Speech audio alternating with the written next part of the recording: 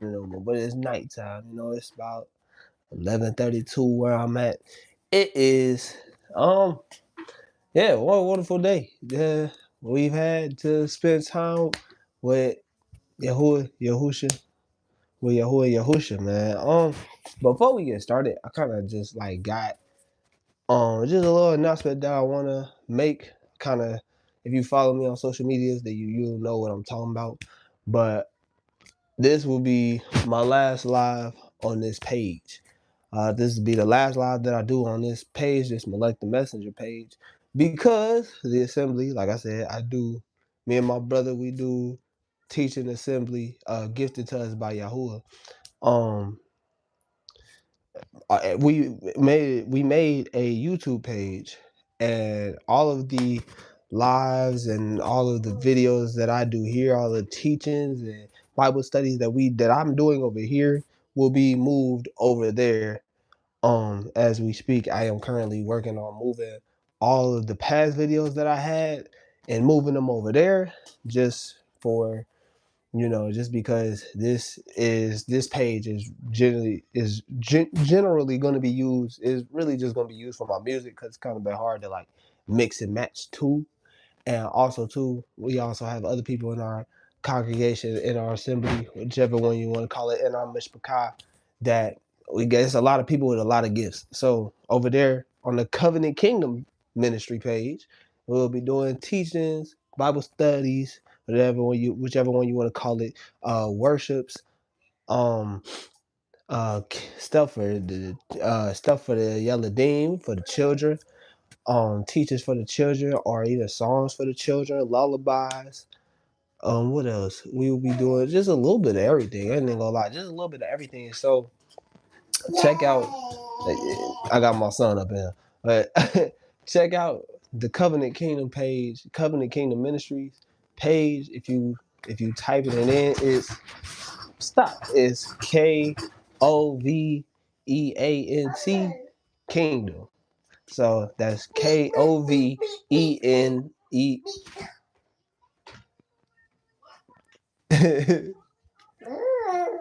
so it's so that's KOVEANT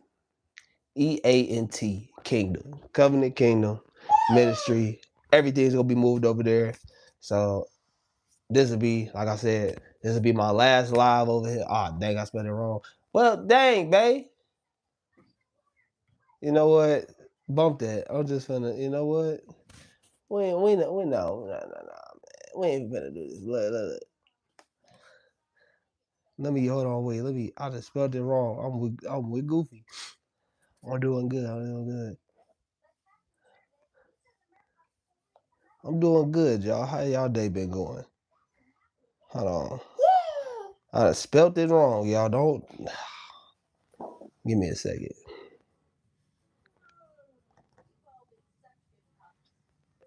Oh, my bad. I butchered that. All right. It's all right. So y'all just now joining me. Like I said, this is the last live I'm doing over here on this channel. This is the last live I'm doing over here on this channel, because the assembly that me and my brother was gifted to by Yahuwah, and we started a YouTube page, and everything will be moved over to that page. My goodness, I got my son in here, so everything will be moved over to that page. So if you want to go over there, subscribe to that page. The Covenant Kingdom Ministries page is spelled KOVENANT Kingdom. All right, that's KOVENANT Kingdom. So go subscribe over there to that page, and that's where I'm gonna be doing all my lives over there, as long as my brother will be doing his own thing over there too. You too, you have a good day. He'll be doing studies over there. We'll be doing scripture readings. Pretty much a little bit of everything. Pretty much a little bit of everything over there on that page. So, oh boy. So, all right, now that I got that out the way, shalom. We're here for the continuation of the Bible study. Hello. we're here for the the continuation of the Bible study that I did about, let's say, about a month ago. Don't quote me. Hold on. Let me not quote myself because I have no idea. I did it. I did that study how long ago? Sorry. Just make sure I wanted to make sure my dates is all right.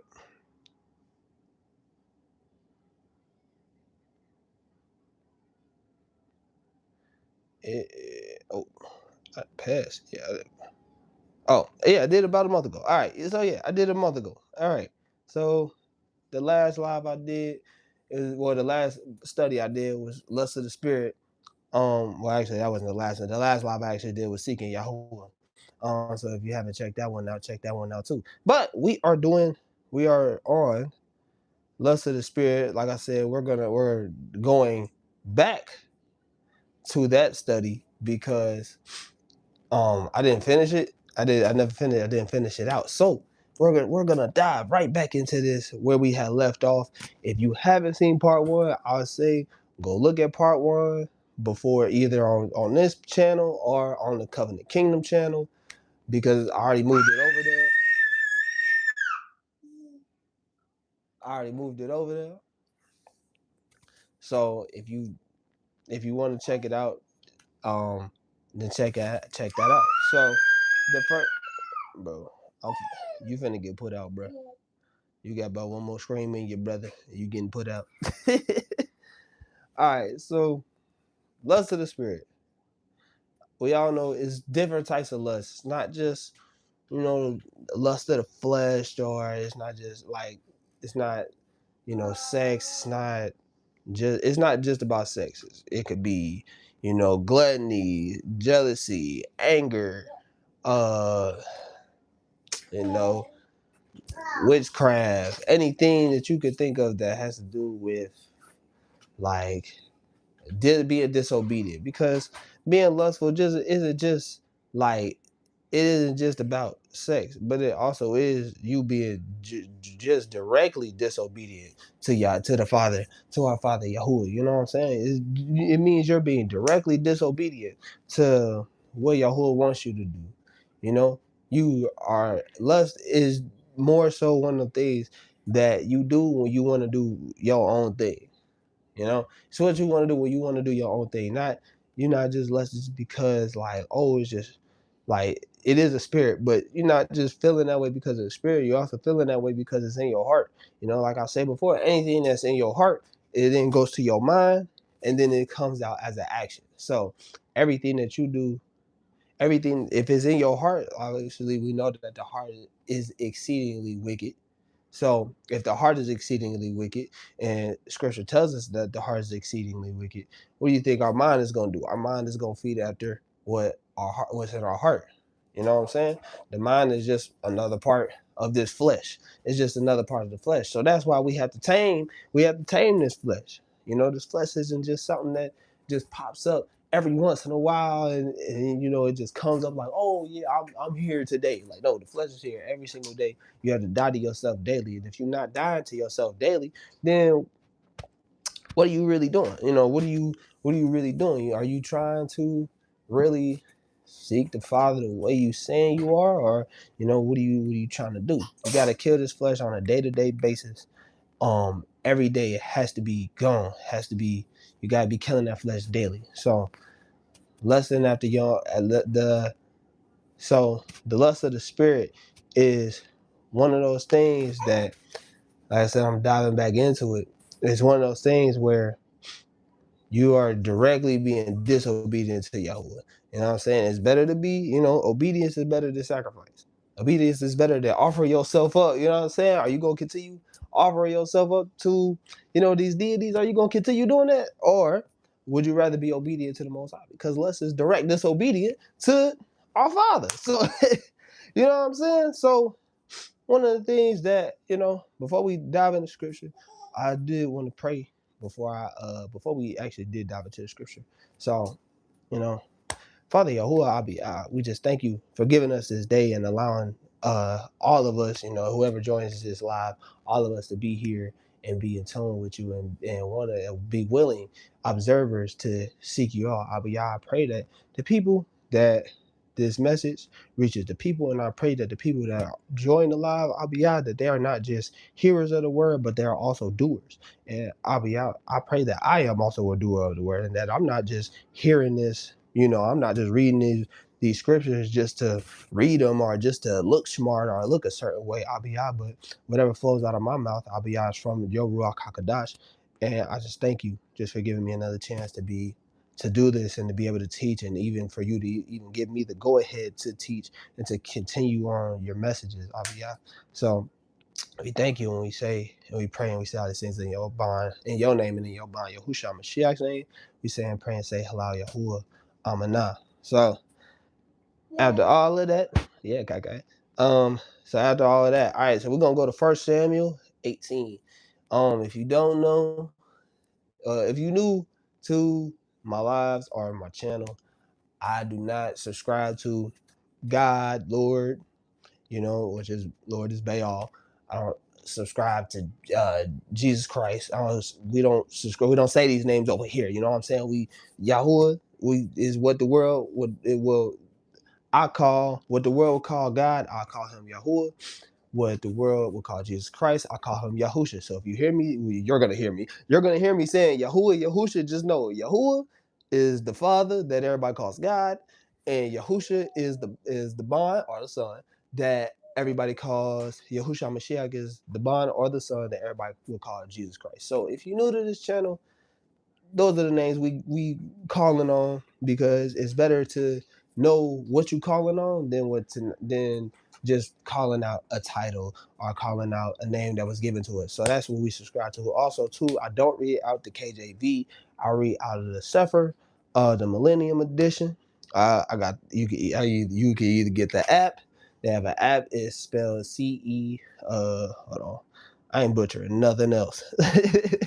It's spelled CEPHER. You go on, your app store. You go pay for that. You could go pay for it if you want the one with the missing books. You could go pay for it. It's like $21, $22. I don't know. I don't know if it's the same all around, but if you want the abridged version is free. That just has the regular foundation of the scriptures, which is the first 66. So that's what I read out of. I know not everybody reads out of those, but I'm just here to let you know what I do read out of, so that there's no, mixing of what's going on, what's not. So, all right, so we're gonna go to 1 Samuel. We're going to 1 Samuel 18. We're going to 1 Samuel 18, and we read in 6 through 16. So this highlights Dawid. All right. Oh. Yeah, so if y'all not already there, we're at 1 Samuel 18. We're gonna read 6 through 16. So it reads, and it came to pass as they came when David was returned from the slaughter of the Philistine, that the woman came out of all cities of Yasharal singing and dancing to meet Shaul with tabrets, with joy.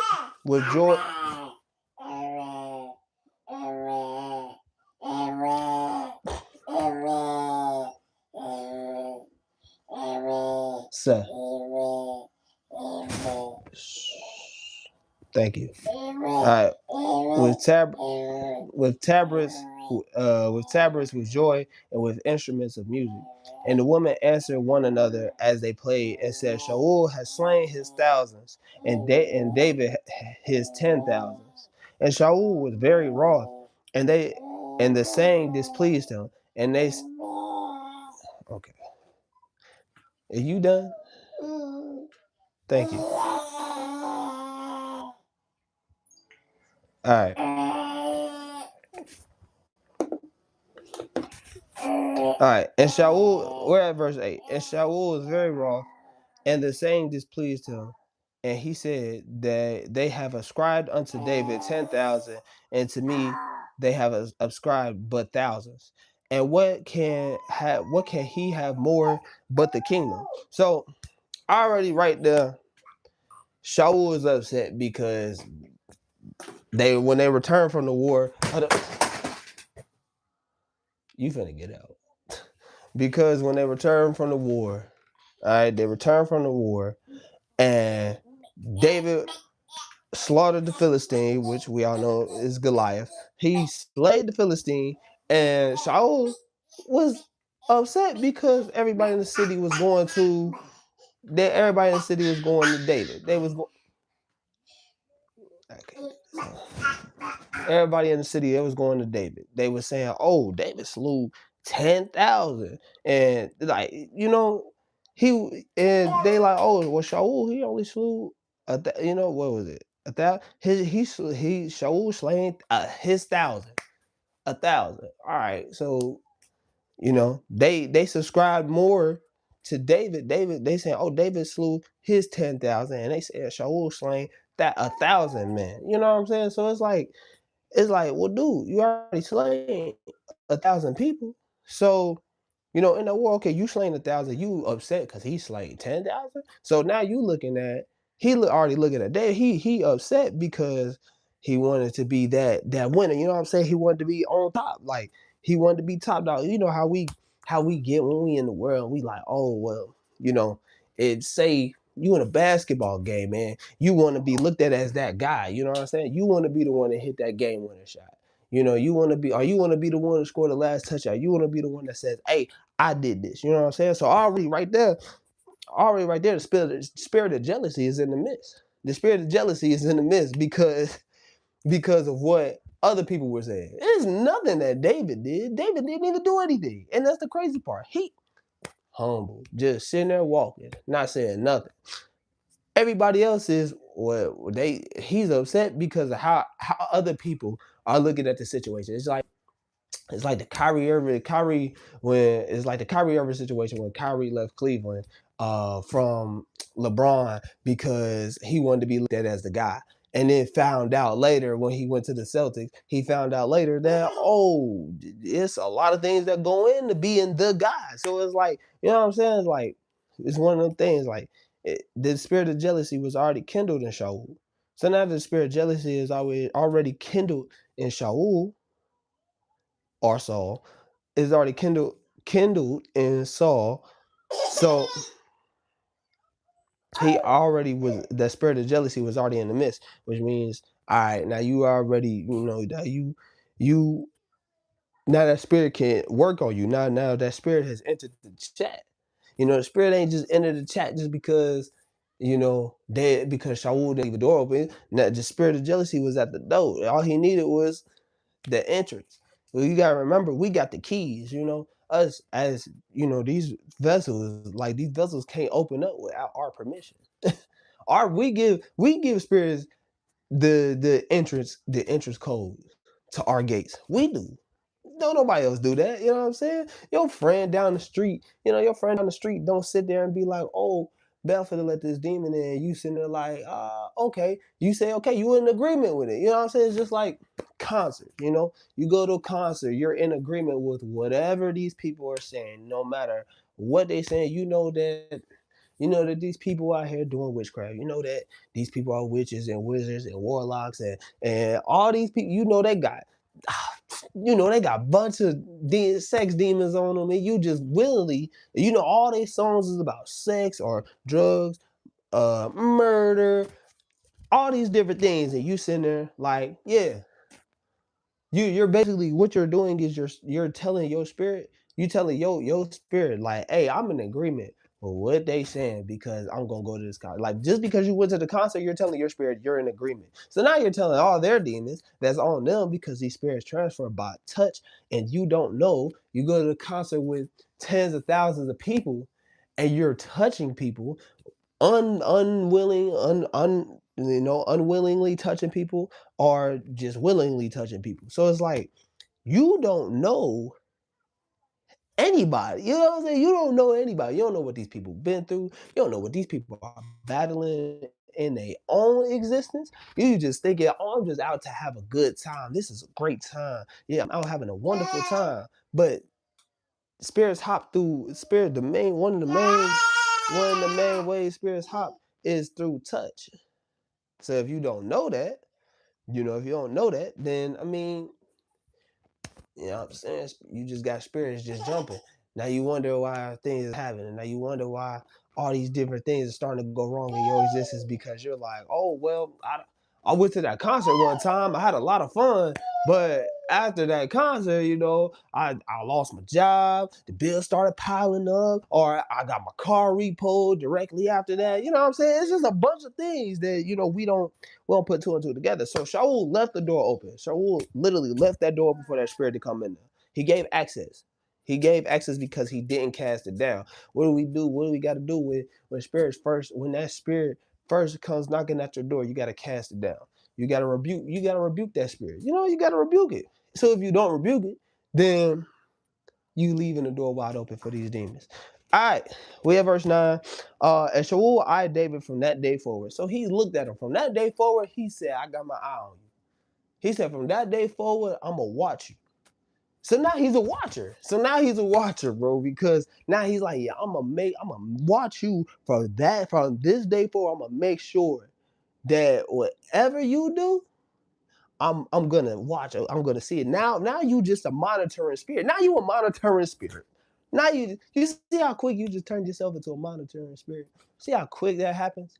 Turn yourself into a monitoring spirit fairly quickly. You know what I'm saying? It's not just something that just happens. Like, no. I want people to stop thinking this is just something that just happens because, well, I mean, it does just happen because you're not watching. I mean, obviously, you're not watching, so yeah, it just happens. But also at the same time, it happens on your watch. So because you're not watching, now that's why it happens. You know what I'm saying? So it's man, look. All right, verse 10. And it came to pass on the morrow that the evil rock from Alua came upon Shaul, and he prophesied in the midst of the house. And David played with his hand as at other times, and there was a javelin in Shaul's hand. As Shaul cast the javelin, for he said, I will smite David even to the wall with it. And David avoided out of his presence twice. So, like, what did I say? What did I say before? Like, dang this. What did I say before? The evil spirits.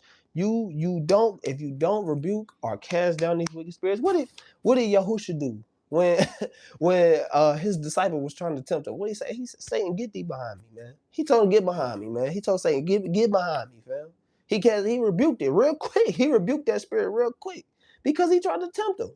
You know what I'm saying? So if from the moment that you see a wicked spirit and you identify it, like, oh yeah, this is a wicked spirit, let me go ahead and cast it down. But it's when you sit on stuff and you like, oh yeah, I feel this type of way toward this person, but I'll get over it, or I'll let it pass, or I'll let it go. Like it don't bother me that much. But in reality, it really do bother you that much. You know what I'm saying? It bothers you a great deal. So so because you didn't cast, because you didn't rebuke that spirit, you didn't tell that spirit to get thee behind me. You didn't tell that spirit, hey, I rebuke you, I disannul any contracts I made with you. You didn't do any of that. So now because you didn't do that, now what did that wicked spirit do? What did it say? And it came to pass on the morrow, which was the next day. See how quick that happens? The next day, on the morrow, that the evil ruach of Alua came upon Shaul. So the evil ruach came upon him. He didn't cast it down. Hey, boy, stop. I'm sorry, my son just tried to flip the table. Stop. Anyway, so that evil ruach came upon him so quick. What do he want to do? He wanted to throw a javelin. He had a javelin in his hand. He was finna smite him with the javelin. He threw it at him. And David avoided out of his presence twice. And Shaul, we have verse 12. And Shaul was afraid of David because Yahuwah was with him and was departed from Shaul. So now, and this is the part about being anointed. You can't touch the anointed, bro. You're not gonna touch the anointed. So now Shaul was afraid because he just tried to come against what Yahuwah got his hands on. So anything that Yahuwah got his hands on, it can't be touched because Yahuwah is pure. Yahuwah Yahuwah is pure. He got his hands on it. He got his hands on it. He got his hands on nothing can touch, and wickedness cannot touch something that's pure. If you're pure light, you're not gonna be able to touch. You're not gonna be able to touch darkness. Darkness is not even gonna be able to be around you. You know what I'm saying? So now, because Shaul tried to touch, because Shaul tried to touch what Yahuwah already got his hand on.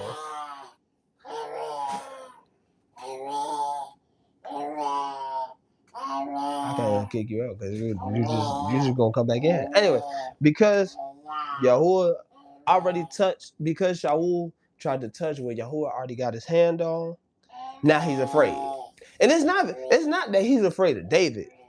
He's afraid of Yahuwah because it literally said Shaul was afraid of David because Yahuwah was with him and was departed from Shaul. So Shaul wasn't even afraid of David. Yahuwah, and I'm saying this because I know the scripture says. Yeah, Shaul was afraid of David, but let's be real. We should fear no man. He was more so. He was not so just scared of David. He was scared of the spirit that was on David, and that spirit is Yahuwah. That's pure light.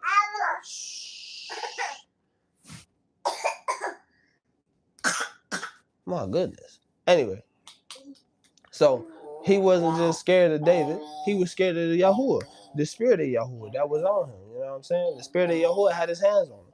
So if David, all right, because Yahuwah was with him and was departed from Shaul. So not only was he afraid of David, but also Yahuwah took his spirit from him. He took his spirit from Shaul. So now because you decided to touch what Yahuwah got his hands on, you decided to touch what Yahuwah already got his hands on, and you tried to kill it. Now he gonna take his presence from you. Like in Genesis, what does it say in Genesis? What does it say in Genesis? Man, Yahuwah will not strive with man. He's not gonna strive with man. So now that you tried to kill what he already got his hands on, he gonna take give me my spirit back. You don't need it. You don't need it. You don't need it, man. Because why? What you need it for? No reason, man. No reason. You don't need it at all because you just tried to harm what I put my hands on. You know what I'm saying? So, all right, verse 13. Therefore Shaul removed him from him and made him his captain over 1,000. And he went out and came in before the people. And David behaved himself wisely in all his ways, and Yahuwah was with him. Wherefore, when Shaul saw that he behaved himself very wisely, he was afraid of him. So, like I said, Yahuwah's spirit was all over David. Yahuwah was with David. So David started moving in wisdom. Where's the beginning of wisdom? Fear. The fear of Yahuwah is the beginning of wisdom. So if you fear Yahuwah, you have wisdom. Wisdom is one of the greatest qualities, the greatest thing in this world that you can have. It's not gold, it's not riches, it's not money, it's not the connections that you have with men of this world. It is wisdom. Wisdom, knowledge, understanding that you have with Yahuwah. That is the most important thing in this world. You know what I'm saying? So because David was with Yahuwah, right? David is with Yahuwah. He's moving wisely. He behaved himself so wisely. So now that David behaved himself so wisely, Shaul was afraid of him because he knew I can't touch this man. I can't touch him. I can't get near him because darkness is not going to be near an outstanding light, a light that's brighter than the sun or the shamash. It's not, you know what I'm saying? It's not going, darkness can't dwell around that. So let's go to verse 17. As Shaul said to David, behold, my elder daughter Merav, her will I give you to be your woman. Only be valiant for me, and fight Yahuwah's battles. For Shaul said, let not my hand be upon him, but let the hand of the Philistine be upon him. And David said unto Shaul, who am I? And what is my existence, or my father's family in Yasharal, that I should be bond or son-in-law to the king? So he like, what did I do to deserve this? He wondered like, what I do to deserve that? Why are you trying to give me your daughter? You know what I'm saying? Even though I was really supposed to stop at 16. I was supposed to stop at 16. But oh wait, I actually skipped 16. Oh, my bad. I was at 4. I read ahead. All right. We at verse 15. I'm sorry, y'all. Wherefore, when Shaul saw that he behaved himself very wisely, he was afraid of him. But all Yasharal and Yehuda loved David because he went out and came in before them. So he went out and he came in before everybody loved David at this point. Everybody loved David. Everybody loved David. So it's not like he could really kill him at that moment. It's not like you could really kill him because everybody loves him. So now if you kill what everybody loves, or you kill where Yahuwah already has his hand on, you can't touch where Yahuwah got his hand on. You can't kill where Yahuwah got his hand on. You know what I'm saying? You can't do that. So now it's like, well, dang. Now you stuck between a rock and a hard place. And you don't know if you want to fight that battle. That's the thing. You can't really fight that battle like that. So, all right.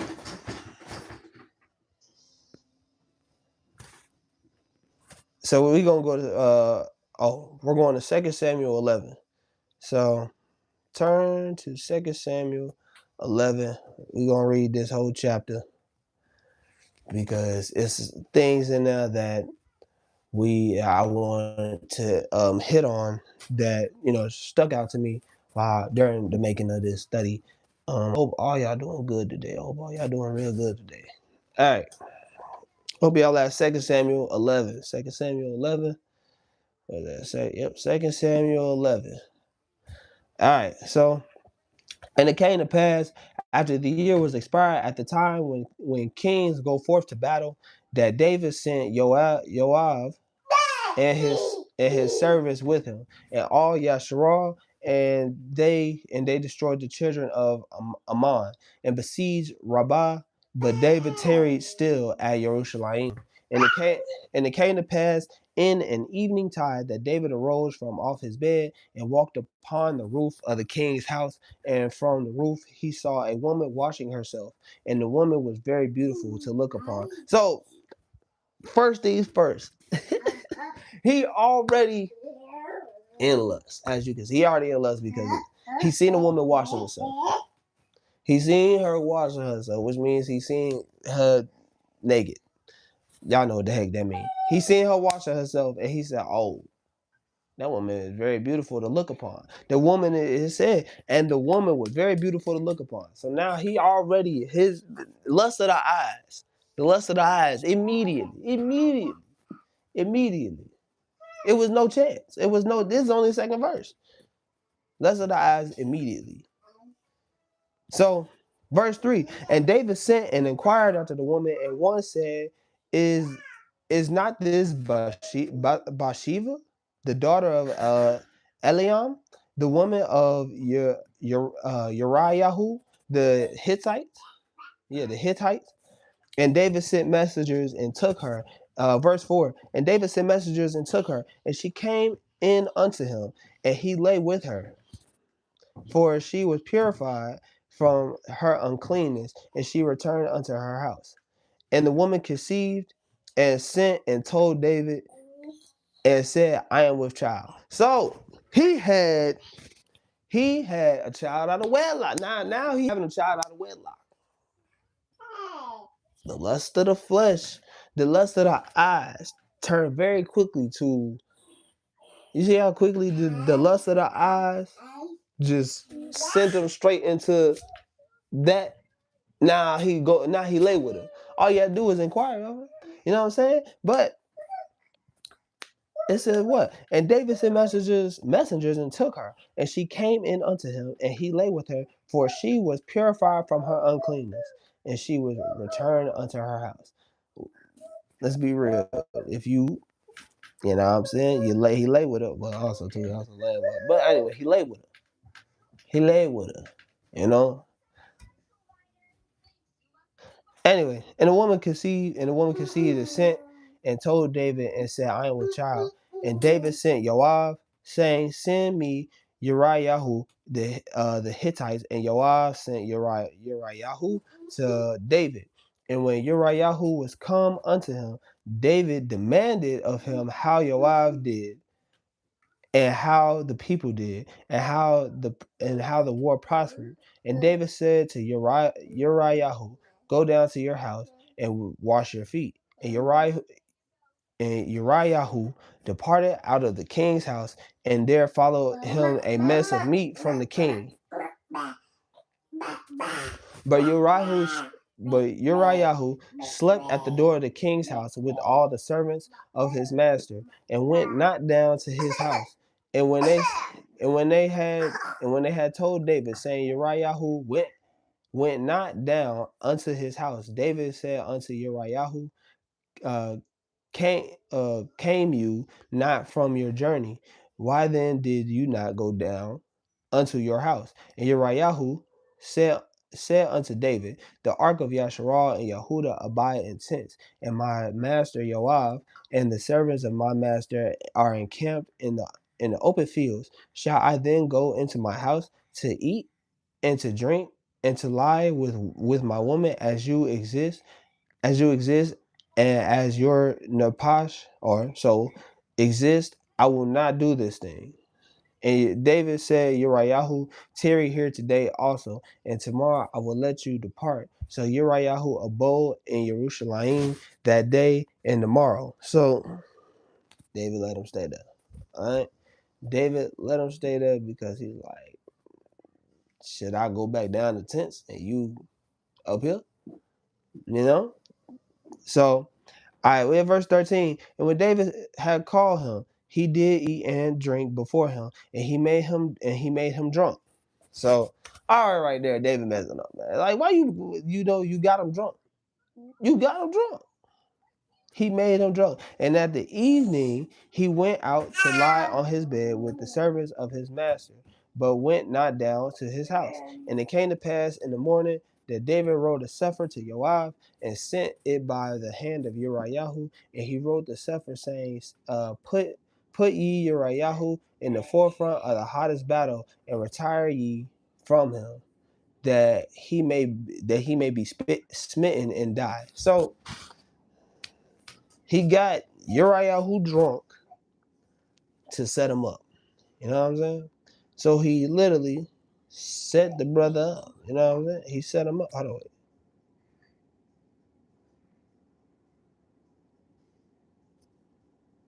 Am I tripping?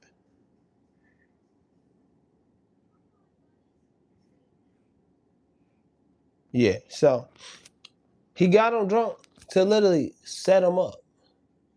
So now he set him up and was like, put him in the hottest battle. That's crazy. Like literally the hottest battle. He didn't say just put him in a battle. Put him in the hottest battle. So put him in the forefront. Knowing he's not really you know what I'm saying? He's not really he's not the battle type. You know what I'm saying? So it says, put Uriah in the forefront of the hottest battle, and retire ye from him, that he may be smitten and die. And it came to pass when Joab observed the city, that he assigned Uriah unto a place where he knew that valiant men were. And the men of the city went out and fought with Joab, and there fell some of the people of the servants of David, and Uriah the Hittite died also. Then Joab sent and told David all the things concerning the war, and charged the messenger, saying, when you have made an end of telling the matters of the war unto the king. So he just basically killed the bro. Like, y'all know, he basically just killed. Murder in plain sight. Murder in plain sight. But this is before camera. So murder in plain sight. Set him up. The most diabolical setup. He set him up. So what verse am I? All right.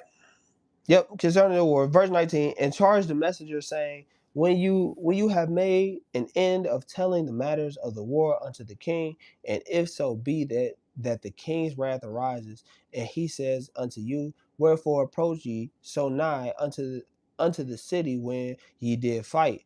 Know ye not that they would shoot from the wall, who smote Avimelech the bond of Yerubasheth? Did not a woman cast a piece of millstone upon him from the wall, that he died in Tevets or Tavats? Why went ye nigh to the wall? Then say you, your servant Uriah the Hittite almost is dead also. So the messenger went, and so that, hold on, wait. So let's throw a millstone. I don't know if y'all know what a millstone is. A millstone is like a big rock. I ain't gonna lie, it's a big rock. I can't really describe it to see. Hold on, a millstone. Hold on, let's just look it up because I can't remember and I don't want to. A millstone is not something small, so a millstone is a very big rock. Hold on,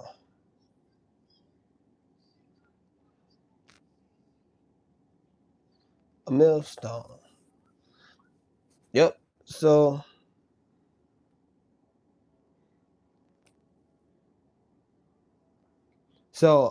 a millstone or millstones are stones used in grist mills, used for used for crushing, or more specifically grinding wheat or other grains. So that's a big piece of rock. You know what I'm saying? They threw it from a wall.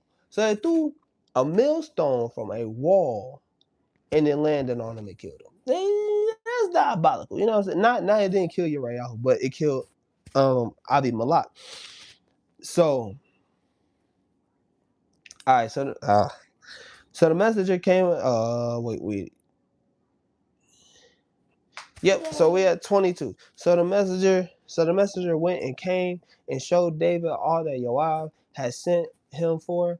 And the messenger said unto David, surely the man prevailed against us and came out unto us into the field, and we were upon them even unto the entering of the gate, and the shooters shot off the wall upon your servants, and some of the king's servants be dead, and your servant Uriah the Hittite also is dead also. Then David sent unto the messenger, thus shall you say unto Joab, let not this thing displease you, for the sword devours one as well as another. Make your battle stronger against the city and overthrow it, and encourage him. And when the woman of Uriah heard that Uriah, her man, was dead, she mourned for her man. And when the morning was past, David sent and fetched her to his house, and she came and she became his woman and bore him a son, a bond. But the thing that David had done displeased Yahweh. So, all right, couple things I want to just like relook over in the scripture was like David, and it's just every time you read scripture, you get something. Rereading the story, like, when you first read the story, you're like, dang, that's crazy how that happened. But one thing I did pick up just from reading the story is like David had already slept with her. So already he broke the covenant. Already she was pregnant. He slept with her, he purified her uncleanness, and she returned unto the house. So he literally sent her home. So she was a booty call. She was the booty call. That is crazy. He seen her from afar off, lusted her eyes. He then sent his messengers to go get her, and she came unto him, and he laid with her. And she was purified from her uncleanness, and she returned unto her house. So she literally went home after that. And then after that, she and the woman conceived and sent and told David and said, I am with child. So David literally knew, like David literally slept with a married woman. All right, he slept with a married woman. So already You in the wrong for that. All right, you in the wrong. You slept with a married woman and you got her pregnant. So then you then devise the plan against another man to literally. Well, you then got you invited the other man. You invited her man up to your palace to have the brother like dang near sleep at the doorstep. He slept at the doorstep of your crib. And then you invited him in. You got him drunk. And then you sent him to the I quote, the hottest battle. The front lines of the hottest battle. And you killed him. You knew he was gonna die. You knew he was gonna die if he would have went there. It was a setup. He set him up. And then not only after that, the woman mourned for her man. Sounds a lot like the modern day woman, does it not? Sounds like a lot like the modern day man, does it not? You know what I'm saying? The modern day woman, the modern day man, we still do this stuff today. So I mean, shoot, rereading it, I mean, it don't really surprise me, but like it kind of surprises me at the same time because they've been doing this. Our people been like this. You know, we've been the ones to set you up because we. Hi. Don't you stop. We've been the ones that want to set you up because you got what we want, or we are over our we just killing people over women. You know what I'm saying? Like that don't make sense. So not only David got her pregnant, he then got her man drunk, invited her man up to the palace, got it, told him to go back home. He said, nah, I don't want to do that. He then got the man drunk, sent him to battle, and then he killed him. And then she mourned after her man. And then right after that, what did David do? He literally said, hey, go fetch her. She gonna come live with me. She gonna come exist with me in my palace. And she's gonna have my son. So you did all this stuff out of wedlock. And all of that displeased Yahuwah. Lust of the spirit, man. Lust of the spirit. Lust of the spirit.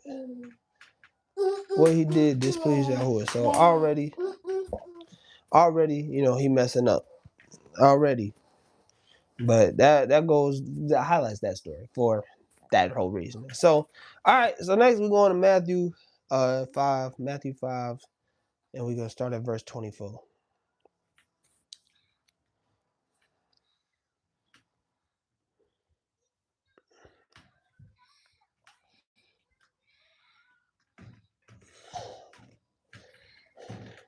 Matthew 5:24. We're gonna read to 39. All right. Now we got Yahusha talking. All right. So it says, and Yahusha went with him, and many people followed him and thronged him. And a certain woman which had an issue of blood 12 years and had suffered many things of many physicians and had spent all that she had and was nothing bettered, but rather grew worse. But verse 27, when she had heard, Yahusha came in the press behind, and when she had heard of Yahusha, she came in the press behind. So she pressed after him. She literally was pushing. She wanted to be near him and touched his garment. For she said, if I may touch but his clothes, I shall be whole. So already her belief off the charts. Her belief is off the charts. She believed so hard that if she even just touched his garment, she'll be healed. So I shall be whole. 29, and straightway the fountain of her blood was dried up, and she felt in her body that she was healed of that plague. And Yahusha, that plague, it's crazy. A lot, like I've said this before, in shorts, we don't know that. I know a lot of people think like sickness is just something that goes on with the body. No, sickness is a plague. Cancer is a plague. HIV, STDs, plagues. All of these are just many plagues that's going on with your body just from your disobedience, from your lust, from doing what you want to do. You know what I'm saying? Diabetes, plague. And sometimes some people just be born with diabetes. So now it's not even you plagued from birth because of what your parents didn't do. You know what I'm saying? So now your parents passing on. Now we got parents in today's time passing on plagues to their children. You know, think about it from that from that view, from that perspective. You know what I'm saying? It's not just like, oh, I'm just a little sick, or oh, I just got a little cough. Nah, you got that cough from being disobedient. Oh, the weather's changing. No, ain't nothing about the weather. You know what I'm saying? And you know, what are you doing? And you know what really taught me that? You know what really taught me that? Having children. Having children taught me that it's not just, hold on, dude. Hold on. Having children taught me that sickness don't just come by way of the weather changing, or you know, or you just being you know, or other children like touching your children, or us sick children being around your children. Like, all the sicknesses has a lot to do with your belief. Do you believe enough in your and Yahuwah, not in yourself? Don't believe in yourself. That's humanism. Do you believe enough in what Yahuwah has done for you? Do you believe in enough in Yahuwah that He's gonna pull you through anything? Yeah.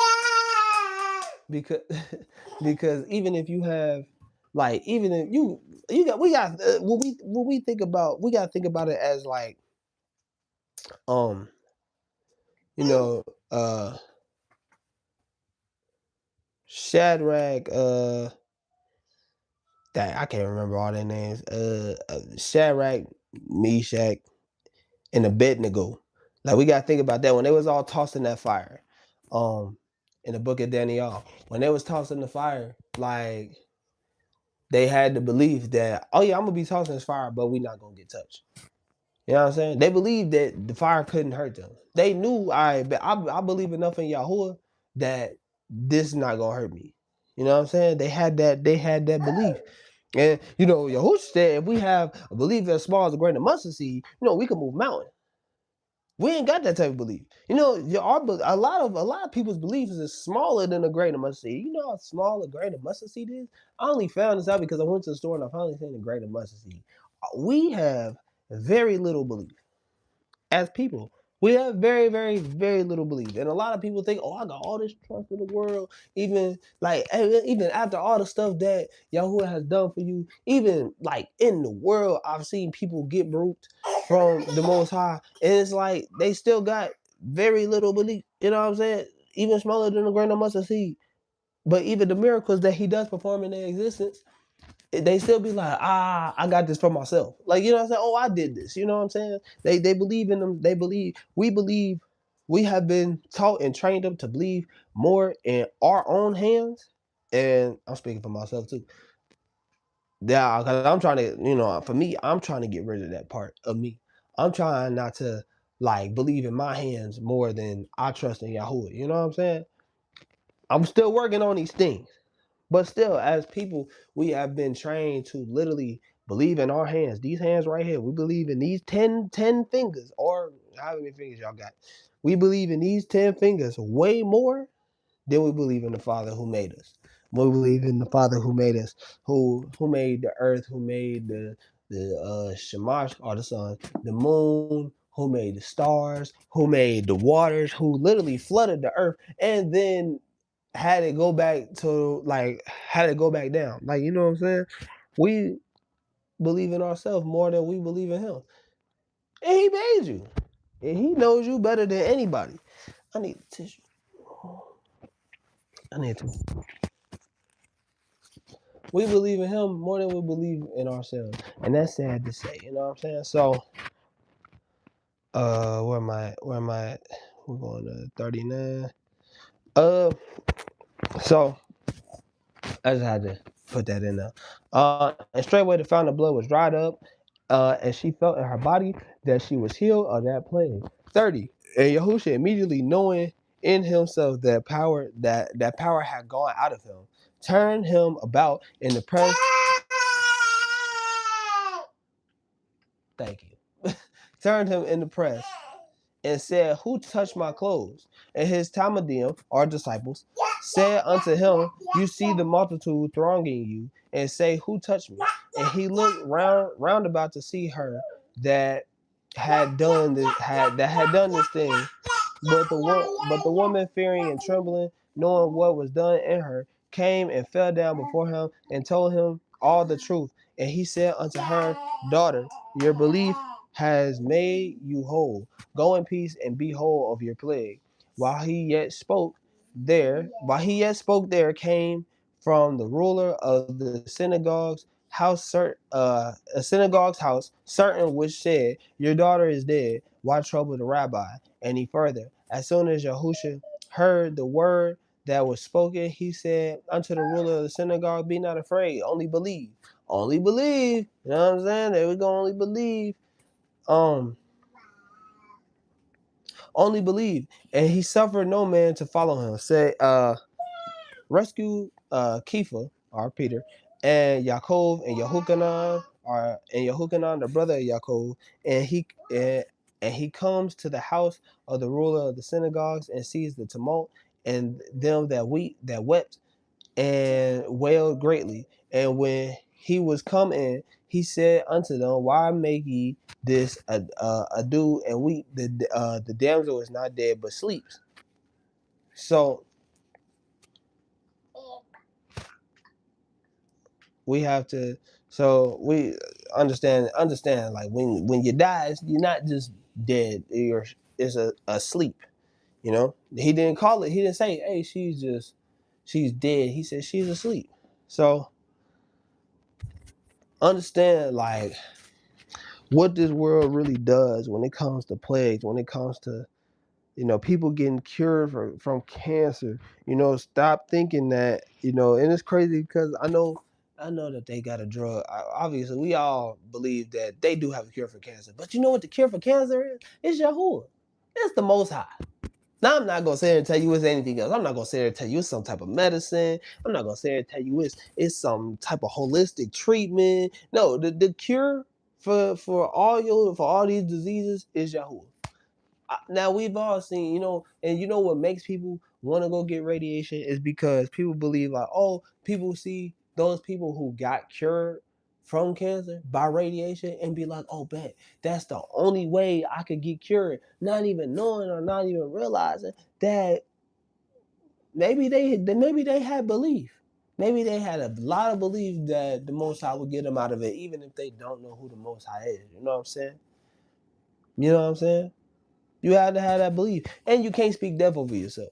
I will say that. You can't speak death over yourself. A lot of people get these plagues or diseases and immediately be like, yeah, it's my time. I'm like, now that you speak it out your mouth, it's going to happen. You know what I'm saying? The power, life and existence and death is in the power of the tongue.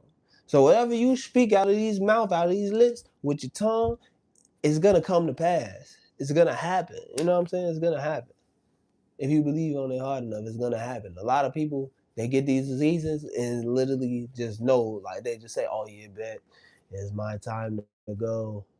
It's my time. My time's up. Like they damning themselves. Damnation. They're condemning themselves. Straight to death is what they're doing. So, all right, y'all, we moving on to James 3. James 3, 13 through 18.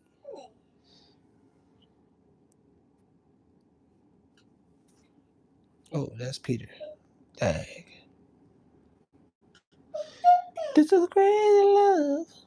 James 3, 13 through 18. All right. James 3, 13 through 18. But lust of the flesh. Because the lust of the flesh doesn't want us to believe.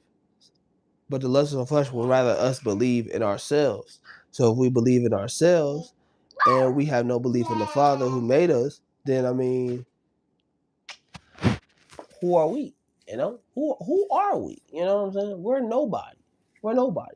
But that's what happens when you don't believe hard enough. You don't believe strong enough. Your belief is down. You know what I'm saying? The lust of the flesh come in, and like I said before, like in the last chapter, your heart is exceedingly wicked. Well, I said this in the beginning, your heart is exceedingly wicked.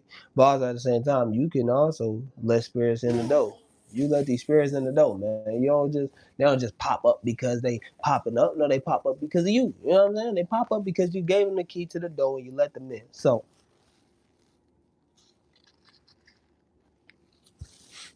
all right. So we had James 3. James 3, 13 through 18. All right. It says, who is a wise man and endued with knowledge among you? Let him show out of a good conversation with works with meekness of wisdom. But envy,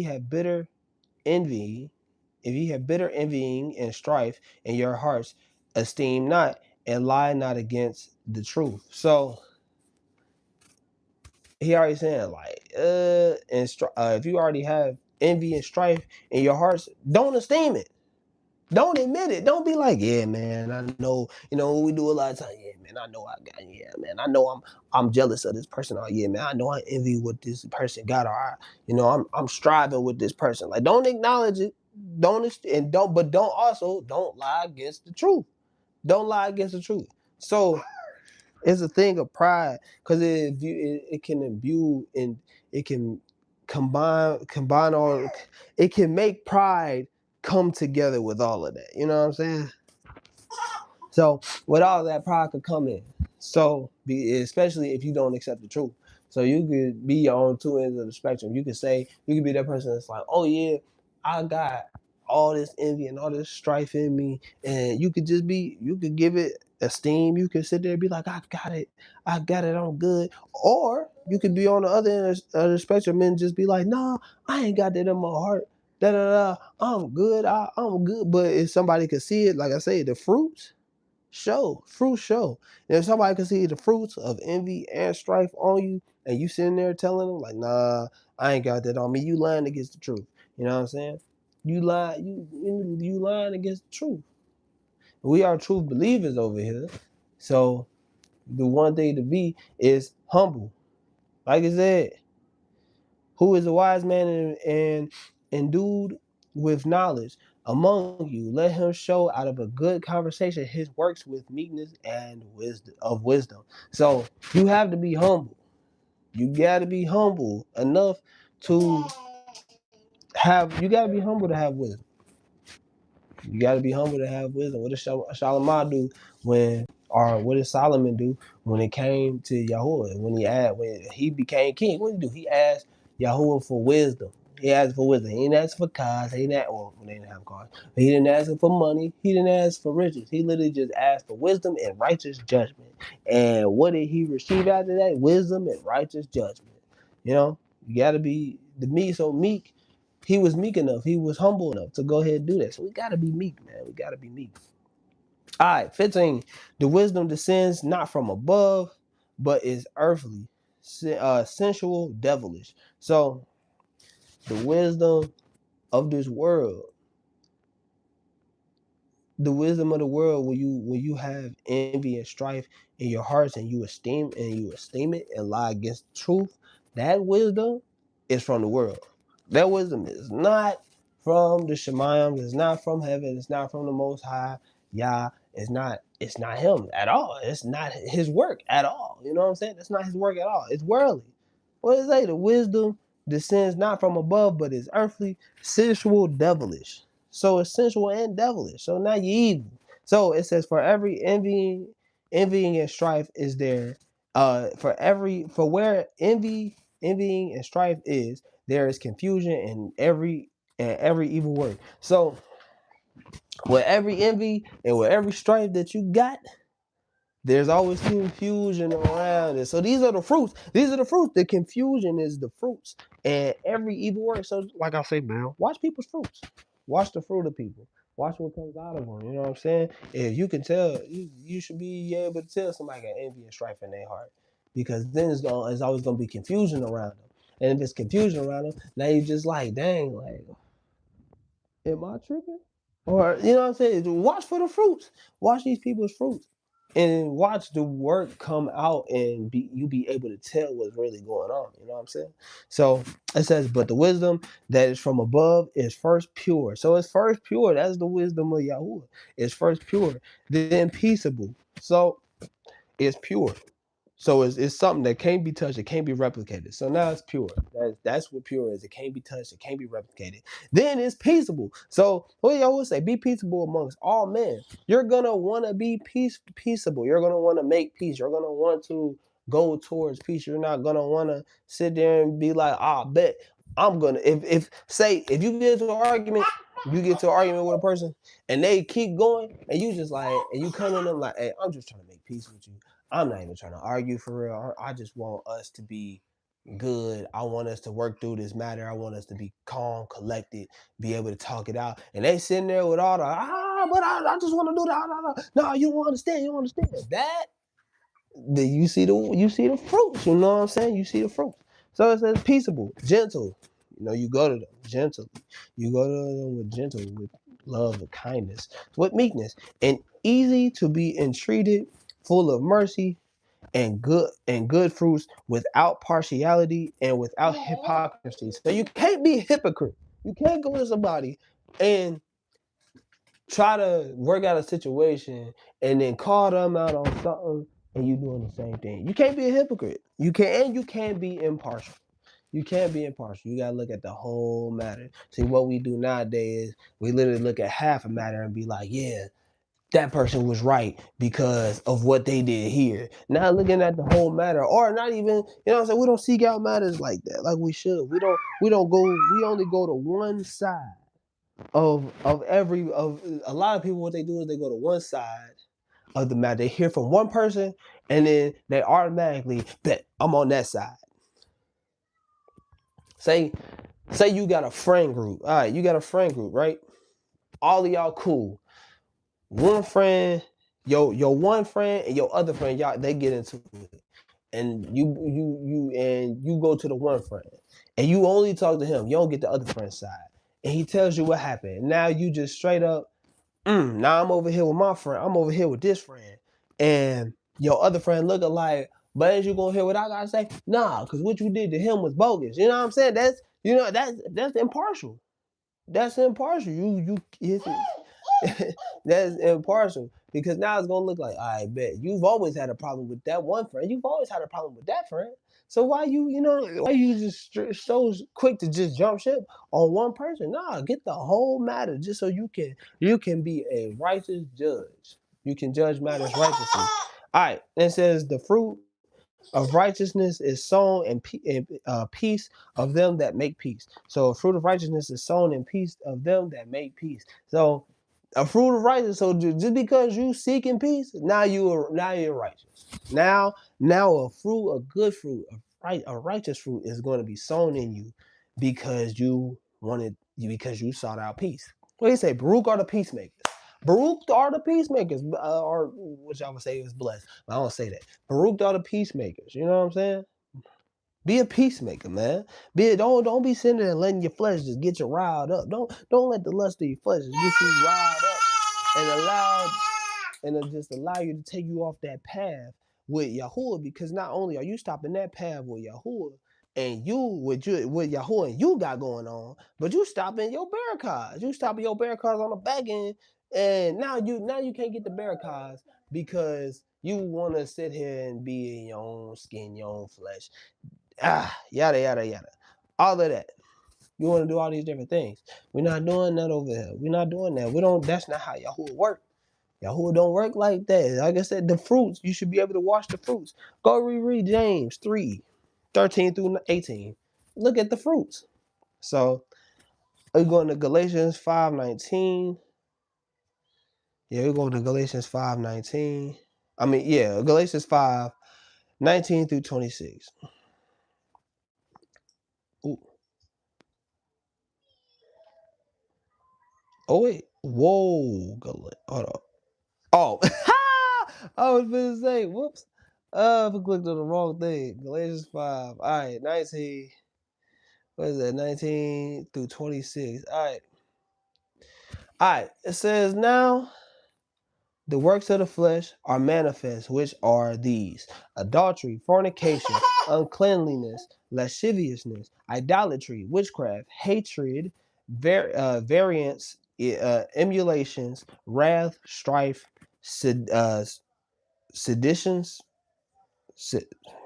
seditions, heresies, envyings, murders, drunkenness, revelings, revelings, and such like, of the which I tell you before, as I have also told you in time past, that they which do such things shall not inherit the kingdom. So if you do these things, these are the works of wickedness. These are the works of your flesh.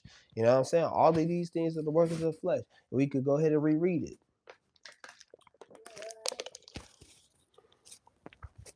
19. Now the works of the flesh are manifest, which are these: idolatry, fornication, uncleanliness, lasciviousness, idolatry, witchcraft, hatred, variance, emulations, wrath, strife, seditions, heresies, envyings, murders, drunkenness, revelings, and such like, of the which I tell you before, as I have told you in time past, that they which do such things shall not inherit the kingdom. So because so now if you lust in it, the lust of the lust of the spirit, the lust of the flesh, lust of the eyes, the pride of existence. You know what I'm saying? All these things imbue like pride. Lust, pride is also a form of lust. Pride is a form of lust. You know what I'm saying? So all these things that you do out of your flesh is killing your spirit. It's killing your spirit, and we don't want to admit that, but it is most definitely it's murdering your spirit. You're murdering your own spirit because you want to be a part of all of this. You know what I'm saying? Because you want to idolize a rock. You want to idolize crystals because you want to read tarot cards, because you want to communicate with the dead. You want to necromance. You want to, you know what I'm saying? You want to be looked at as this person that everybody could go to, or you want to be looked at as this down to earth person who really isn't down to earth, because at the end of the day, you still really don't know what's going on. You still don't know what's going on. No matter what you do, no matter what you're talking about, no matter what all these people think, oh, you're so very smart and da da da. Yeah, you at this point, you're stupid. You're dumb. Because you lusting in your flesh. Because you want to be looked at as smart. You want to be looked at as down to earth. You want to be looked at as, oh, I totally get what everybody says. Everybody understand what I'm saying. Or everybody, they understand you from a worldly sense. And what did it say? What did the scripture say about wisdom of the world? It's pointless. It's stupid. It makes no sense. Wisdom of the world is gonna die. All these things you found out in the world, you're gonna die. It's gonna go away. It ends. There's an end to it. There's no infinite wisdom that comes from the world, from earthly dealings. There's nothing that comes from earthly dealings that's like, oh, bet I remember this when Yahusha come back. I remember this when Yahusha come back. Nah, you're stupid. I'm sorry. That's just what it is. I ain't even gonna lie. I try to sugarcoat as much as I can, but I can't. But the fruit of the Ruach, we have verse 22. But the fruit of the Ruach is love, joy, peace.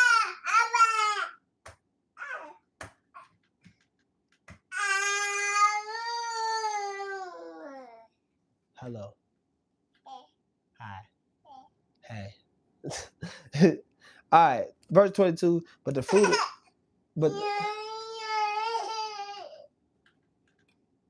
but the fruit of the Ruach is love, joy, peace, long-suffering, gentleness, goodness, belief, meekness, temperance. Against such there is no law put in place. And they that are Yahushua HaMashiachs have killed the flesh with the affections and lust. If we exist in the Ruach, let us also walk in the Ruach.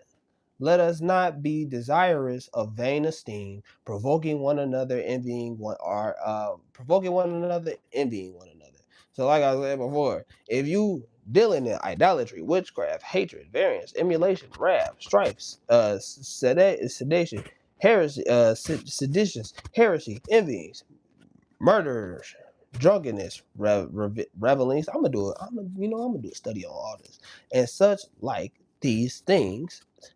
You are not in the ruach of Yahushua Mashiach, which they so claim that they love the Messiah and all this stuff, but they got all this pride and this envy in their heart, and they doing witchcraft, and they got idols in their house. They worshiping the worshiping a stone. They worshiping the cross. They worshiping crystals, whatever the heck they doing, whatever the heck going in the world like to do. They doing all these different things, right? They doing all these different things, but they love JC.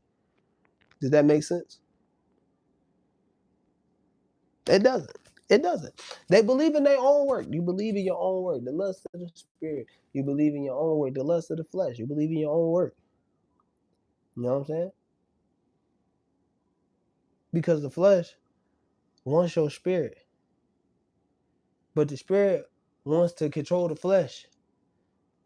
So they always gonna go. It's never gonna be a combined thing where they just come together. No, it's always gonna be a battle. It's always a battle. It's always a continuous battle. No matter what you do, it's a continuous battle. You're always gonna be fighting. You're always fighting. It doesn't matter what you do. You're always fighting. You're always clashing. But that's why the spirit has to prevail. That's why I said, if we exist in the Ruach, let us also walk in the Ruach. So you have to exist in the Ruach to be one, to be considered one with Yahusha. You can't sit there and not walk in the Ruach and think that he's gonna be with you. Because he's not. He's not. Just plain and simple. So those are just spirits. Like I said, just look at the fruit. Look at the fruit of people. All right, Proverbs 14. 27 through 30. Sorry.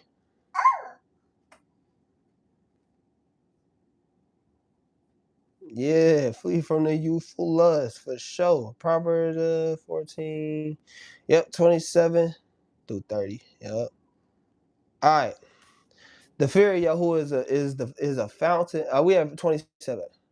The fear of Yahuwah is a fountain of existence to depart from the snares of death. So, like I said, the fear of Yahuwah is the beginning of wisdom. The fear of Yahuwah is the fountain of existence. So if you fear Yahuwah, you're gonna have a fountain of existence, which means you're gonna be what? You're gonna be existing, not just existing in the world, but you're gonna be existing in the spirit. And I can tell you right now, existing in the spirit is 10 times better than existing in this world that we got going on right here. You existed. My good side. You existing in this world where it's where it's gonna be devils. It's gonna be devils. It's gonna be all these other things. Shh. Be quiet. You exist in this world full of devils. You finna go with your mama. Anyway, you exist in this world that's full of. I don't know. Hold on.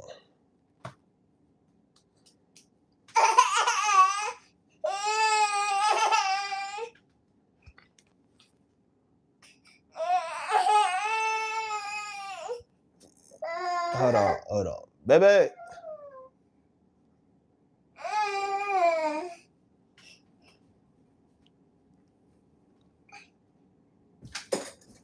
Can you come grab it? You was asleep, wasn't you?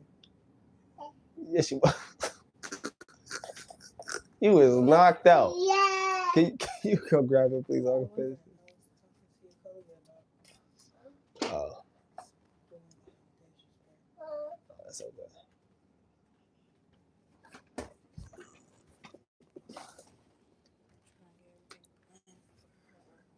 Okay. Love you. Thank you. Appreciate you. Thank you. Anyway.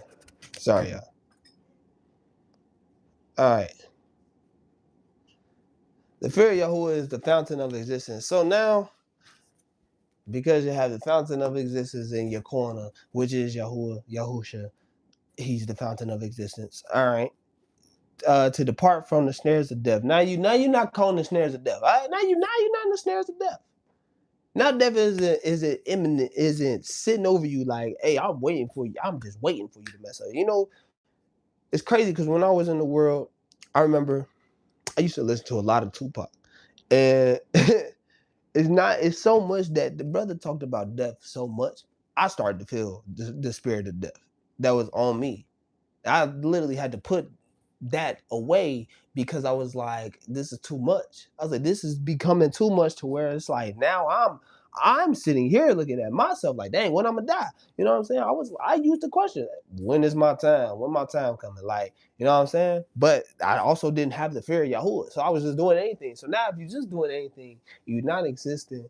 And if you're not existing for Yahuwah, you're not fearing him, you just doing whatever. You just sitting here going to parties, you going to concerts, you just sleeping around with people, or you just out here doing drugs, you just doing anything, like anything. You're in direct opposition of the Ruach HaKodesh. You're in direct opposition of Yahuwah, and you're in direct opposition of Yahusha. So all right, 28. In the multitude of the people is the king's honor, but in the want of people is the destruction of the prince. So he that is slow to wrath is of great understanding, but he that is hasty of the ruach exalts folly. A sound heart is the existence of the flesh, but envy the rottenness of the bones. So a sound heart. So if a sound heart would be like, and I wouldn't say listen to your heart, but like, because the heart is exceedingly wicked. But it's how can I explain this? Give me the words, Yahuwah. Give me the words. A sound heart is the existence of the flesh. All right, so a sound heart is an existence of the flesh. So if you have a sound heart, for what it means to me and just how I'm looking at it, it would mean like, okay, Ma, I'm not looking to do wickedness. There we go. I'm not looking to do wickedness. Okay, how about that? I'm not looking to do wickedness. Yep, a sound heart. I'm not looking to do wickedness, but it's still of the flesh. So I'm existing by these things, by not looking to do wickedness or not envying, not having strife in my heart. So I'm gonna have a better existence by not having those things. But envy the rottenness of the bones. You know what I'm saying? Envy gets down deep. It's down deep if you envy somebody. You know what I'm saying? So what we going to? 30. Oh yeah, 30. All right. So we at Proverbs 27. Proverbs 27.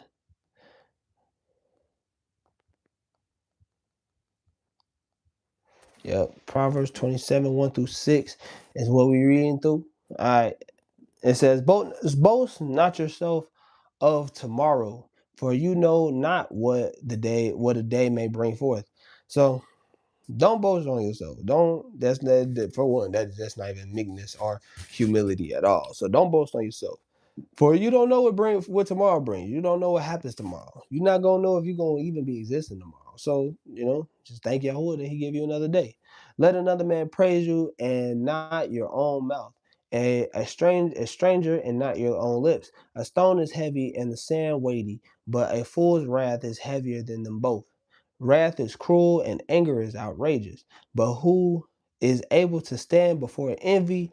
Open rebuke is better than secret love. So I would rather you rebuke me to like in the open. Like when it means the open, it means like not in front. Like don't rebuke. Like yeah, if it needs to come down to it, you need to rebuke people in front of people. I mean, obviously you go ahead and do that. But if it comes to like, oh, like you see your brother do something wrong, and you don't talk to him about it. You just go home and you sit there and be like, dang, I know that was wrong, but I'm not gonna say nothing about it. I'm not gonna say nothing about it. I'm gonna go ahead and I'm gonna let him ride it out, or I'm gonna let him, I'm gonna let him do him. I'm gonna let him figure it out. I'm gonna let him figure it out.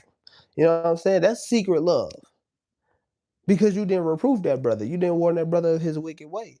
You know what I'm saying? So now the blood is on your hands because you know what he doing is wrong. Say if your brother go directly against the script, he go directly against the script, and you don't tell him he's going against the script because you just like he'll figure it out. You got to warn that man of his wicked way. You know. All right, trustworthy are the wounds of a friend, but the kisses of an enemy are deceitful. So it's like even if you openly rebuke somebody and they're your friend, right? They're your friend. Them wounds of a friend, like they can like those wounds can be healed. Cause yeah, you might hurt their feelings, or you might you might hurt their feelings, or you might like hurt their pride or their ego or whatever, or whatever.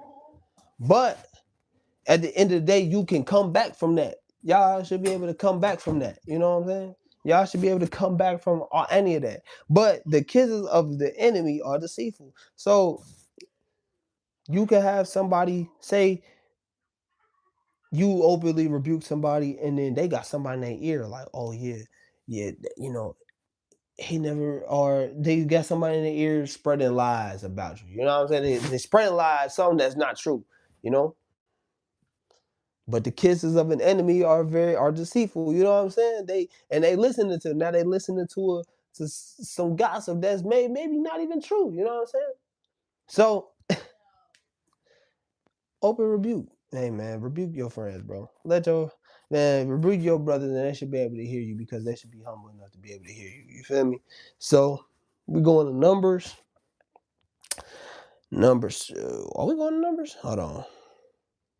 I don't know if I want to use that scripture. Numbers 20. Why did I even put this in? We are not going to Numbers. I ain't gonna lie to you. No. Yep, we're not going to Numbers. Hold on. What did I have it go to?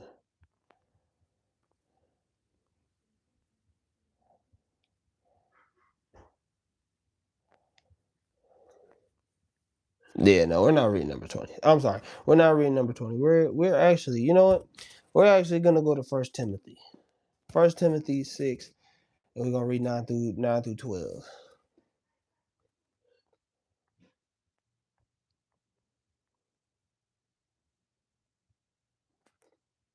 Alright. 1 Timothy 6, 9 through 12. Alright. But they that will be rich fall into temptation and a snare, and into many foolish and hurtful lusts, which drown men in destruction and perdition. So, like I say, just because you're rich, and we all know this, every rich person say this: oh, money doesn't cure everything. Money it doesn't handle everything. We all know that, but guess who still desires to be rich? The poor man. Guess who still desires to be rich? A lot of people today. Everybody today want to be rich. Everybody today wants to be rich, but don't know doesn't understand how much Yahoo is protecting them. You know what I'm saying?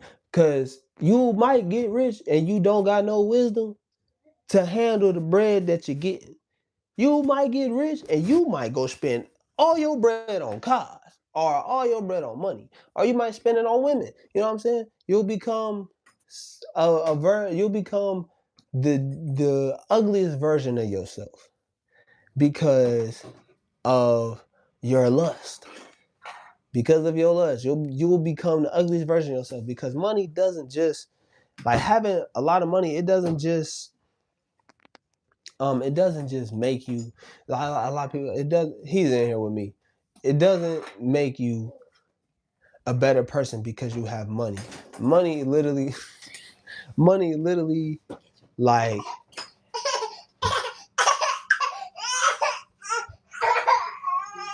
bro.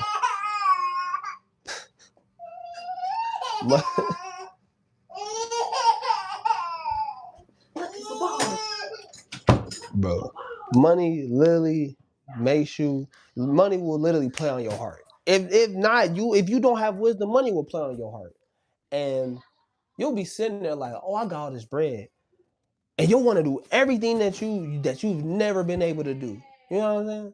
You'll want to do everything you've never been able to do. So if you grew up, you was always struggling, you was always wanting cars. Like you say, you had a big love for cars. What's the first thing you're gonna do when you get some money? When you get a lump sum amount of money, the first thing you're gonna drown yourself in cars because that's your lust. That's your lust. That's the lust. That's the lust of your flesh that you want to go after. That's the lust of your flesh that you're like, that this is what I want to do. I want to do exactly this because this is what's gonna make me feel better. You see how deep it gets. You see how really like Hashatan really can lead you away. Or not even Hashatan, your own heart. See how your own heart can lead you into destruction, into perdition. You know what I'm saying? It says, but they that will be rich fall into temptation. So when you get rich, you're gonna fall into temptation, which means now these demons are gonna amp up more because now you have the money. Now, so look, you was held in check because you didn't have the money to do what you were able to do. So now that you actually have the money to be able to do what you wanna do, now them demons is like, bet we gonna knock on your door. We gonna wait there until you crack. We gonna wait till you leave a crack open in the door, and then we gonna go right through, and we're gonna be able to infiltrate your mind, infiltrate your heart, infiltrate everything that you got going on. We gonna be able to do all that. You know what I'm saying? So all right. So it says, which drown men, her, uh, ah, but they that will be rich fall into temptation and a snare, and into many foolish and hurtful lusts. So I'm not telling y'all to not want to be sustained. But also at the same time, who sustains you? The Most High Yah. There you go. The Most High Yah sustains you. So it's not that you sustain yourself, it's that the Most High sustains you. You have to have the belief, as small as a grain of mustard seed, to be able to know that, hey, he's going to do what he said he's going to do, because his word doesn't come back void. His word never comes back void. Even that's a commandment, though. Even you can't turn his name to naught. Like, don't turn his name to nothing. So that's Exodus 20. So don't turn his name to nothing. You know what I'm saying? Don't do that. But like I said, you fall into temptation, and you'll fall into. It says, and a snare, and into many foolish and hurtful lusts which drown men. You're gonna drown your own self and your own desires. That's what you're gonna do. Guarantee you. If you were a man that, if you were a man, and if you're a man and you love women. You love women growing up. You was a ladies' man growing up, or you were a womanizer growing up, because that's what it really is. You was really just a womanizer. Which is the first thing you're gonna do when you have bread? You're gonna go spend your money on women. That's the first thing you're gonna do. Or if you always wanted the latest fashion of clothes, what you gonna do? You gonna go as soon as you get bread, a good amount of money. You gonna go to the store. You gonna splurge on a whole bunch of clothes that you know damn well you probably ain't gonna wear. You gonna spend half of that money on that. You know what I'm saying? You can spend that money on that. Because that's your lust. You know what I'm saying? Men will give it to their lust. Men will drown in their lust. So this is what I'm saying. Lust of the spirit, lust of the flesh, lust of the eyes, part of existence. All these things is what I'm just trying to say. Like, we just gotta get a hold of. We gotta get under control. You know what I'm saying? This is why Yahuwah had me do this. I'm grateful Yahuwah had me do this study.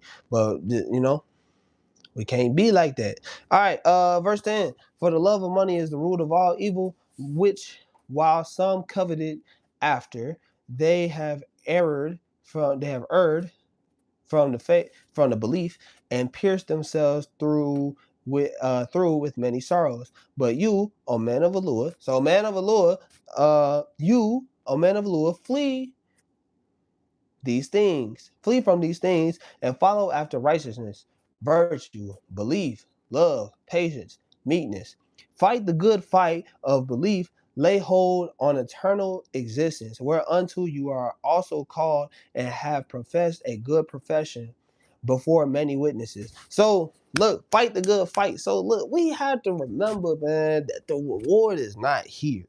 The reward on this earth is not here until the Shemaim's come down. That's the reward. Our reward is up there. Our reward is above the firmament. That's where our reward is. You know what I'm saying? Our reward is not here. So don't sit there and be coveted over.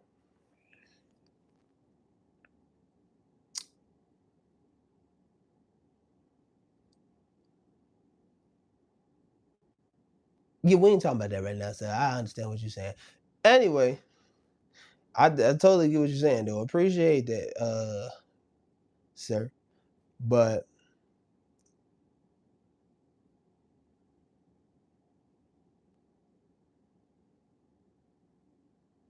all right, yeah. So anyway, fight the good fight. Believe that our reward is not here. Our reward is not in this time. Our reward is when the Shemayos come down and the meek shall inherit the earth. That's where our reward is at.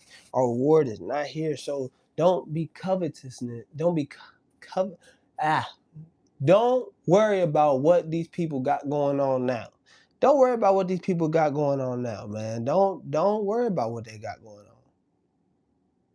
See, we so worried about what these celebrities got going on and how they living their or how they're existing and how they look like they got all this money and how they look like they're having the best time of their existence. And that because that's really what the world wants us to do nowadays. They want everybody to have their best existence. They want, oh, live it up while you're here. Because when you're gone, you ain't gonna be able to do that. Well, yeah, how about this? How about I would rather be born again. I'd rather be risen up from the dead and be made into an incorruptible being. How about that? How about I would rather have eternal existence, man? I'd rather exist forever versus just existing for the time being now. How about that? How about I would rather do that? I would much rather do that than sit here and be like, oh yeah, bet I'm a I'm gonna get all this money right now and have all this worldly stuff and put that above Yahweh. Because the moment that we put these things above the Most High Yah, what happens? That's where the snare comes in. See, I don't even know. That's where the snare comes in. You'll drown yourself trying to fill yourself with these real worldly lust and things and all these things that you want to do. All these things that you want to do does not matter. I promise you, it really doesn't. What really matters is what Yahuwah wants you to do. And whatever Yahuwah wants you to do, that's what matters. You know,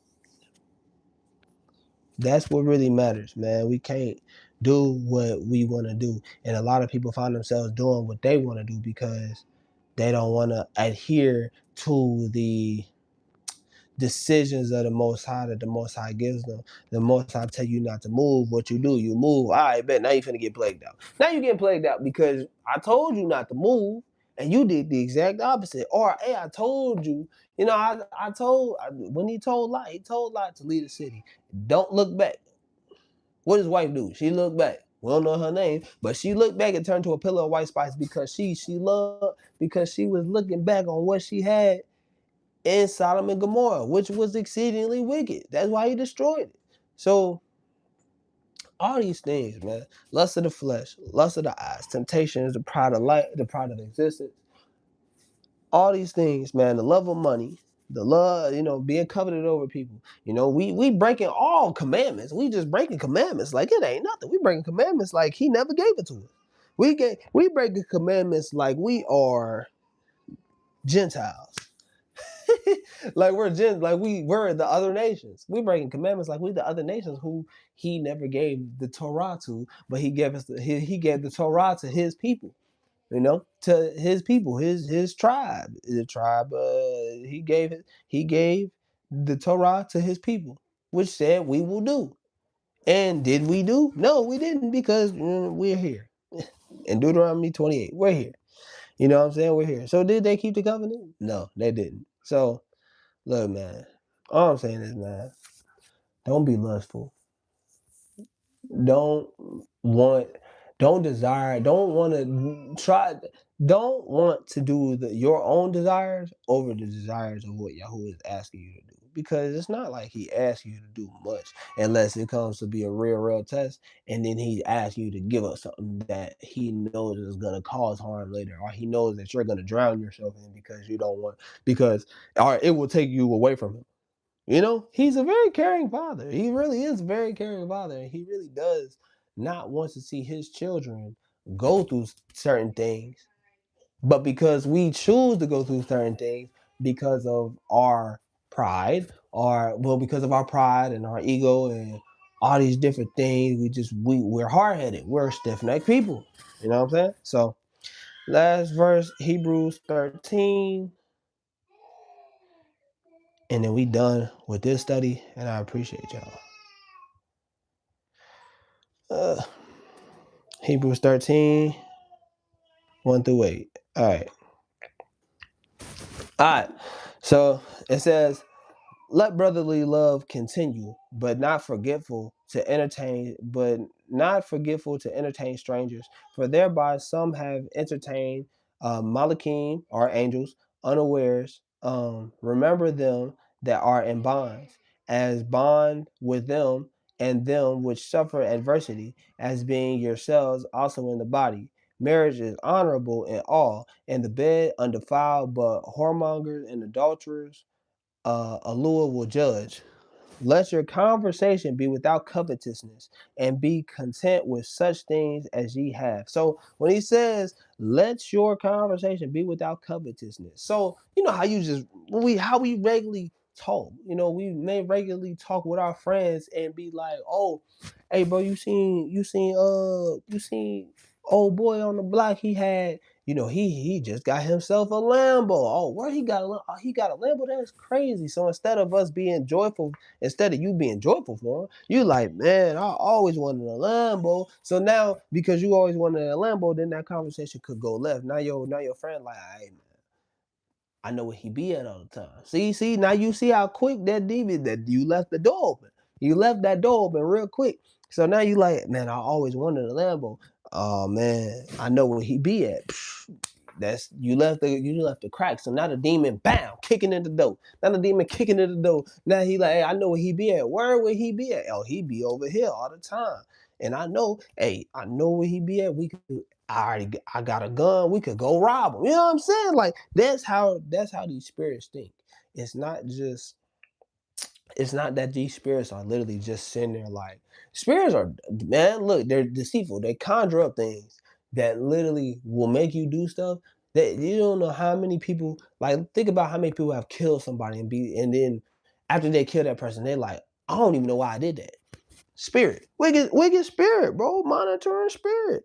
So now because you and your friend, y'all left open the door. It's crazy because I was gonna read Genesis 4, but I decided not to. so because look, so because you know what? We're probably gonna read Genesis 4 after this. So because you decided to leave that door open, now that spirit is like, bet this what we gonna do. Hey, let's do this. We already got a weapon, so let's go rob them. You know what I'm saying? That's how these spirits think. These spirits really think like that, and it's just like, so now you sitting there, now you're enticed. Now the spirit's only saying these things to see how far you gonna take it. How far are you willing to go to take something from somebody? How far are you willing to go? You know what I'm saying? How far are you willing to go? So that's why it says, let your conversation be without covetousness. So don't be, you know what I'm saying? Like we gotta have more righteous conversations, man. Man, look, you don't know how many people I meet and it just sounds like people are just so envious of, like, it's like never a day where people are not envious of what somebody else got going on. You feel me? People getting the man, look. Uh, oh boy, I could tell some stories. But all right, let your conversation be without covetousness and be content with such things as ye have. So be grateful for what you have. Because yeah, that man might have a Lambo, but also at the same time, when that Lambo break down, you know how expensive them parts is, and if buddy ain't got the parts to fix that car, he ain't got the money to fix that car. He's either gonna sell that car or he's more than likely gonna sell the car for sure. So like you gotta think.